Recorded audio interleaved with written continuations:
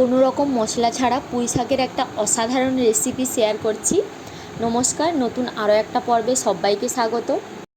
আমি এখানে আমার পছন্দ মতো কয়েকটা সবজি কেটে নিয়েছি, তোমরা চাইলে আরও কিছু যোগ করতে পারো। আর নিয়েছি পেঁয়াজ কুচি, গোটা গরম মশলা, শুকনো লঙ্কা আর একটা মাছের মাথাকে ভেজে নিয়েছি। তারপর কড়াইতে তেল গরম করে ফোড়নে দিচ্ছি গোটা শুকনো লঙ্কা, গোটা জিরে এবং গোটা গরম মশলা। প্রথমেই তেলের মধ্যে দিয়ে দিচ্ছি কেটে রাখা কচু এবং আলুগুলো। এগুলো প্রথমেই দিচ্ছি কারণ এগুলোই সেদ্ধ হতে সবথেকে বেশি সময় লাগে, তাই প্রথমে আলু আর কচুগুলো দিয়ে দিলাম। কচু আর আলুগুলো নেড়ে চেড়ে ঢাকা দিয়ে দিচ্ছি, এগুলো হালকা ভেজে নেব।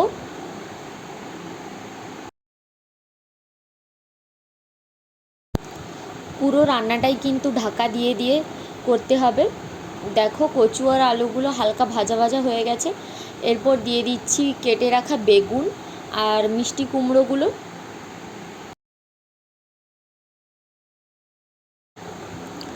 একই রকমভাবে বেগুন আর মিষ্টি কুমড়োগুলো ঢাকা দিয়ে দিয়ে ভালো করে ভেজে নেব। যেহেতু এই রান্নায় কোনো রকম জল দেওয়া যাবে না, তাই একটু সময় নিয়ে হালকা আঁচে ঢাকা দিয়ে দিয়ে কিন্তু রান্নাটা করতে হবে। সব কিছু বেশ ভালো মতো ভাজা ভাজা হয়ে গেছে। এখন এখানে দিয়ে দিচ্ছি পেঁয়াজ কুচি আর দিয়ে দিব হলুদ গুঁড়ো। পেঁয়াজ কুচি আর হলুদ গুঁড়োটা দেওয়ার পর সব কিছু একসাথে ভালোভাবে একবার মিশিয়ে নেব।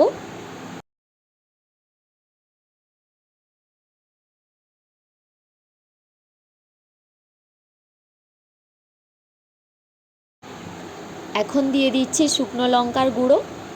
তোমরা তোমাদের ঝাল অনুযায়ী লঙ্কার গুঁড়োটা এখানে দিও।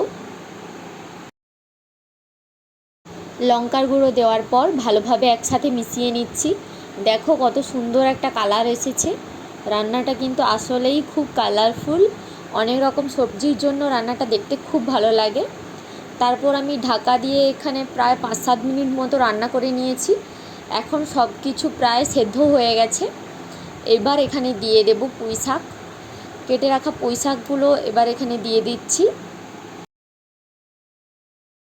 এখানে পুঁই শাকটা খুব নরম নেওয়ার চেষ্টা করো, কারণ এই রান্নাটা সম্পূর্ণ জল ছাড়াই হয়, তাই পুঁই শাকটা নরম নিলে খুব তাড়াতাড়ি সেদ্ধ হয়ে যায়। এই রান্নায় বারবার শুধুই ঢাকা খুলতে হবে এবং নেড়েচেড়ে আবার ঢাকা দিয়ে দিয়ে রান্না করতে হবে, এছাড়া আর কিন্তু কোনো কাজ নেই। তারপর আমি এখানে দিয়ে দিয়েছি পরিমাণ মতো নুন। নুনটা দেওয়ার পর ভালোভাবে ঢাকা দিয়ে পুঁই শাকগুলো সেদ্ধ হওয়া পর্যন্ত কিন্তু নেড়েচেড়ে রান্না করতে হবে। পুঁই শাকের সবুজ রঙটা চলে গেলেই কিন্তু বুঝে নিতে হবে শাকটা প্রায় সেদ্ধ হয়ে এসেছে। তারপর আমি এখানে ভেজে রাখা মাছের মাথাটা দিয়েছি আর দিয়েছি একটু অল্প পরিমাণে চিনি। তারপর সব কিছু একসাথে ভালোভাবে মিশিয়ে নিচ্ছি। মিশিয়ে নিয়ে আবারও কিছুক্ষণ ঢাকা দিয়ে রান্না করে নেব।